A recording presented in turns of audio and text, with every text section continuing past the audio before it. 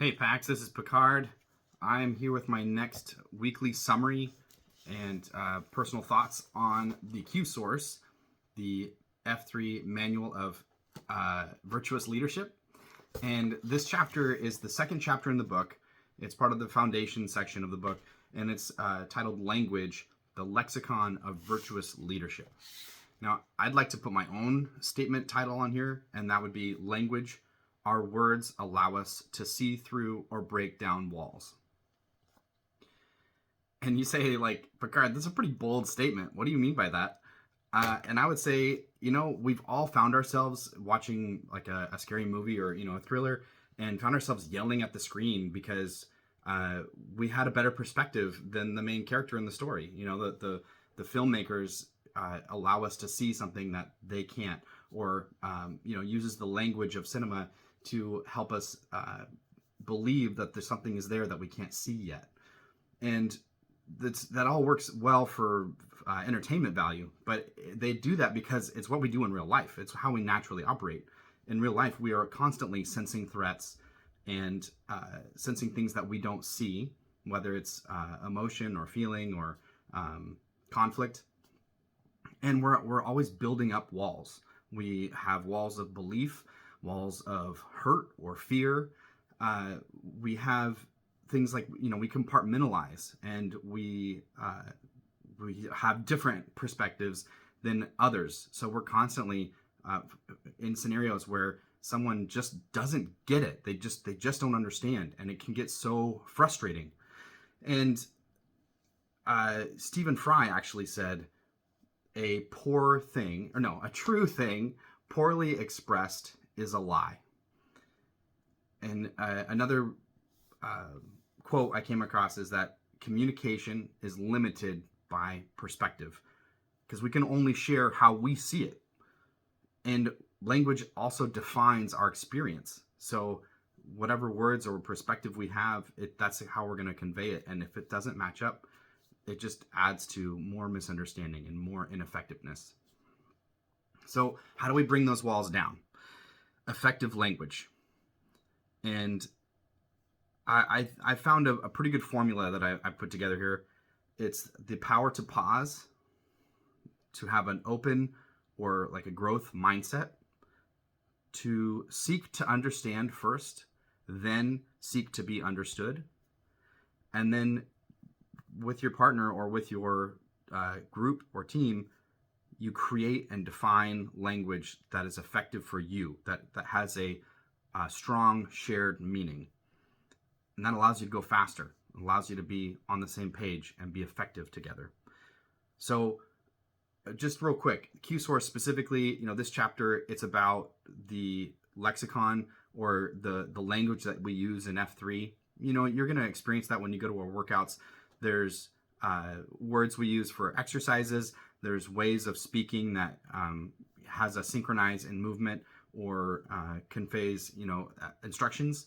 And all of that is for effective leading of a workout. But this book in Q Source, there's going to be all kinds of new lexicon, new words and language that's introduced. But as you read it, it helps you gather a more effective understanding of certain words. So that's the main point of this chapter, like at a base level. But language is so much more impactful. That's why it's foundational. It's up here at the beginning. So to continue, each chapter of the Q Source has three main questions and topics or points to make. And so the three here, as I'd like to paraphrase, is that a leadership is not revolutionary. It's not like some new thing that needs to be invented, or there's a new magic bullet. It's evolutionary. It's iterative, and that's where that growth mindset, that ability to stay open, is so important. Number two, the culture will erode language. Language can wear out. It's just like the tires on our cars. If we put too much mileage on them, especially in a broad sense, it loses its meaning. It doesn't have the same effective quality. So the last point is that every effective group creates and uses its own language to be effective. So real quick, I've got a personal example. just the other day, my wife and I, we found ourselves in conflict. She was actually asking me for help, which is not easy for her to do, and I was more than willing to help. I thought I was providing what she was asking for, but we were actually falling into an argument. Like it was getting heated, and things were being said, and our walls were going up, feelings were getting hurt, and our angers were flaring, and we fortunately were able to recognize that was what was happening. It was a misunderstanding, and we were able to pause together. We were able to take that step back and become united against the misunderstanding. So it wasn't about one of us being right and the other one being wrong. It was being together and trying to find understanding. And then we took turns sharing and listening and finding like where each of us was coming from. And what we learned was that she was asking to essentially unload things that were kind of on her shoulders, whether it was information like, about the kids' field trips coming up, or, things with our family, or the calendar, or dinners, or whatever. But there was a lot of things that was kind of like stuck on her mind, at the top of her mind, and she was overloaded. And so she didn't want to collaborate, which is what I was trying to do. Each topic she shared, I'd be like, okay, let's start working on it. And she needed to just be able to unload it all and allow me to just kind of receive and download it. And then we could circle back to each one at a later time even. So what we ended up coming up with was the phrase brain dump. And so we agreed the next time this kind of thing happens, which I have those needs too, let's just say, hey, I need a brain dump with you. And that tells the person, okay, I will just listen. I'll get my pad and paper or whatever, and I'll receive. That way you can just let go of everything that's on your mind and find some peace. So brain dump is the effective language that we were able to create so that we could better serve each other and better serve our household. Another good example that I just learned was J-Lo, actually, one of the packs at COT yesterday, was talking about a term they use in their house called stinkin' thinkin'. And that's like their way of talking about rumination. And if you're not familiar with rumination, that's where you are stuck internally. You have like a mental thought loop that we do. It's like it's a habit of thought, and it's usually negative. It's usually in response to something. Say you're having a bad day, or someone hurt your feelings, or something's big is going on, and you get stuck in this loop of just like anger or frustration or confusion.